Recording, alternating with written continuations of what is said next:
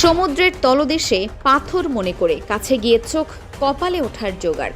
ইতালির সিসিলি উপকূলের কাছে সাধারণ এক ডাইভিংয়ের সময় 2000 বছরের পুরনো রোমান পণ্যবাহী জাহাজের ধ্বংসাবশেষের সন্ধান পেয়েছেন দুই ডুবুরি।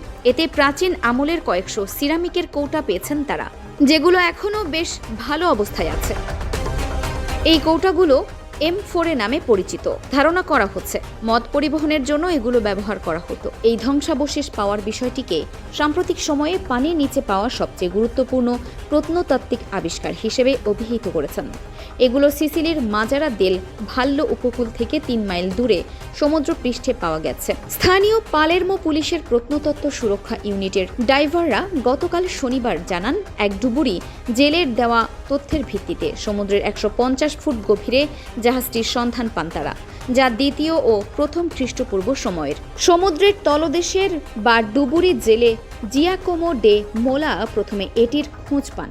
ইনস্টাগ্রামে তিনি জানিয়েছেন, সাগরের ওই স্থানটিতে তার নৌকায় থাকা স্ক্যানারে পাথর সদৃশ কিছু ধরা পড়ে। এরপর তিনি সিদ্ধান্ত নেন সেখানে কি আছে তা দেখতে যাবেন।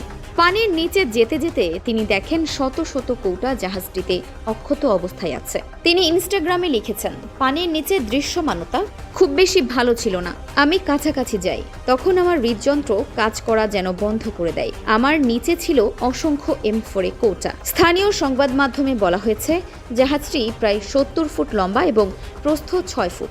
জাহাজে থাকা কৌটাগুলো 1 AM4, যেগুলো মদ পরিবহনে ব্যবহার করা হতো।